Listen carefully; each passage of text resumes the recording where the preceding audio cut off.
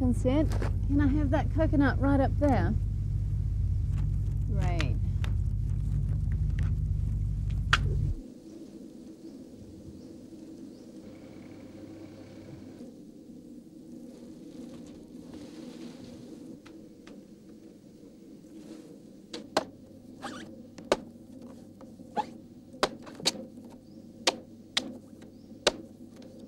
Wow, that's me. Great. That looks fantastic. Look at that. Well, all I need is a straw. There we go.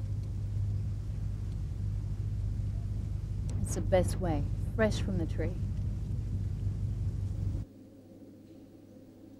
It's quite fabulous here, isn't it? 26 acres of just wonderful gardens. What a wonderful place to wake up to every morning.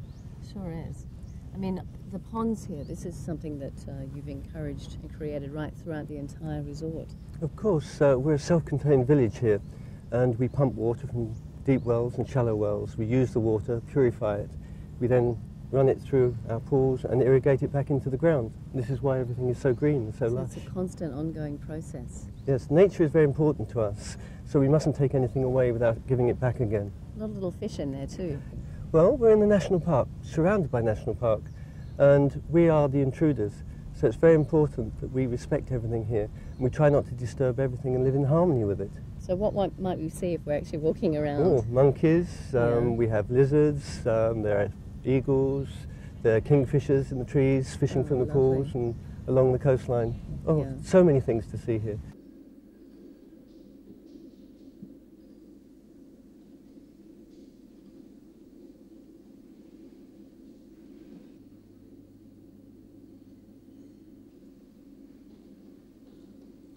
You know, when I woke up this morning, looked out the door, I really felt like I was in the middle of the jungle. I mean, it really seems to surround you here, doesn't it? That's right, in the middle of the national park. It's just a little village secluded from everywhere else. And it's always peaceful in here. We won an award for being eco-friendly, and we hope that we will sort of spearfront an effort to bring regeneration of the waters, the corals and things back to the area. And I think the example we are setting is going to be followed. I hope so. Oh, this looks wonderful. Afternoon tea. Sawasdee krab.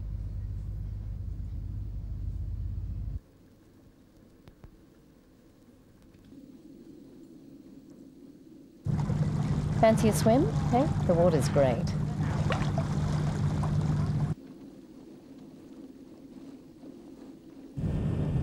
The late afternoons and the early mornings are the best time to do some rock gazing. That's when you'll see the brilliant reds and yellows that light up the limestone.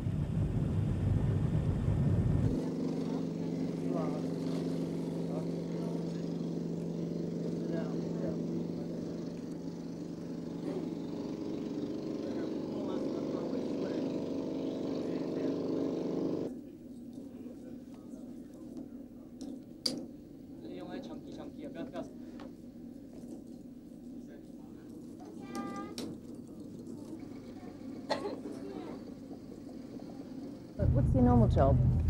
I'm a commercial fisherman. Yeah. Where are you based? Alaska. In Alaska? Yeah. Wow, this is a change from Alaska. It's a big change. What do you think of Krabi? Well, I'm here again. I love it. Yeah, it's a good place. Rayavadee is the place to be. So where are you normally living? Sun Valley, Idaho, in America. Ski resort. So skiing in the winter and Skiing in the winter. So right now we're it's snowing in Idaho, getting ready for the ski season. So we come down here to climb while it's bad weather there, and then by the time we get back, it'll be ski season. oh, it's not a bad line. Yeah, it's a good line. What's the most important thing when you're climbing up a rock face like this that you've got to be aware of? Not to fall. Not well, true.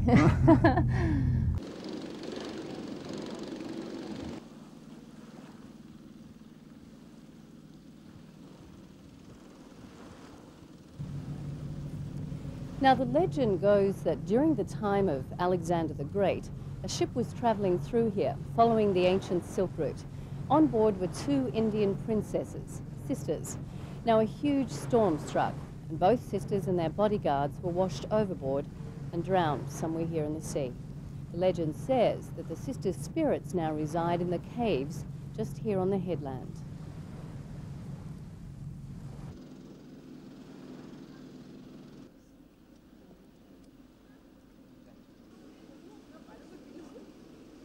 We pay respects to the Princess Cave once a month, and we choose to do it on the full moon.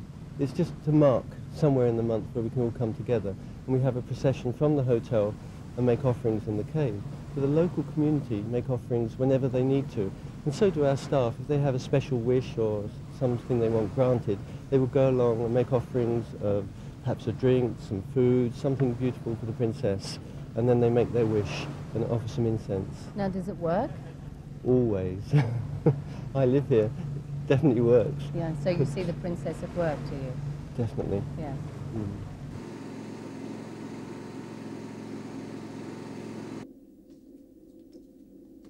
Oh, this is beautiful.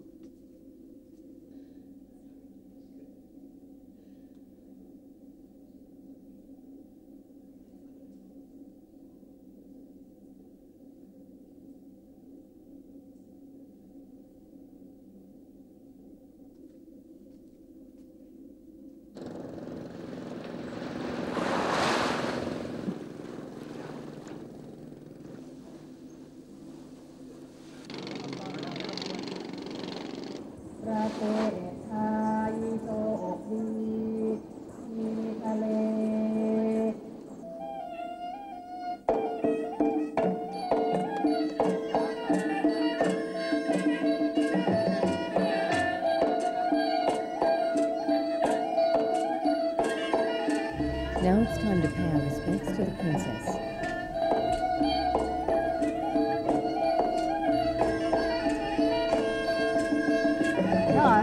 It's very moving, actually. Yeah, It was, in this shrine there was a local lady, actually, I think, selling chickens to the local people. I mean, so it does mean something to them.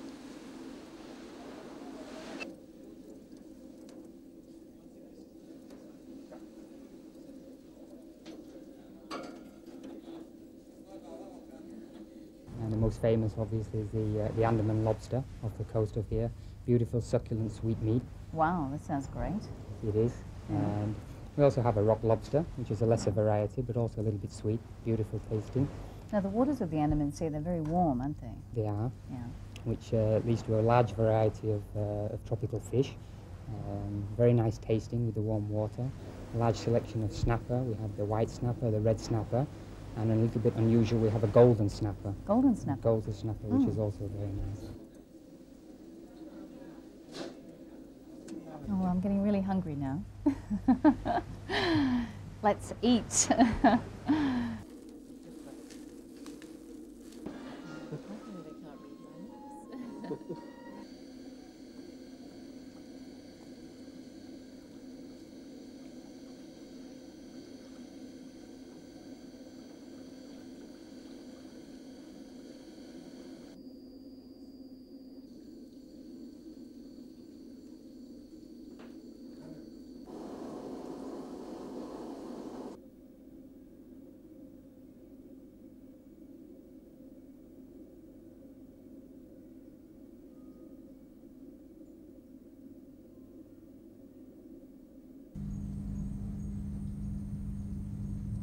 That feels fantastic. Wow. Well, this is a type of pampering that every traveller deserves. Stay here in the spa pavilion and you're entitled to a massage every day. I think I've decided to check in for life.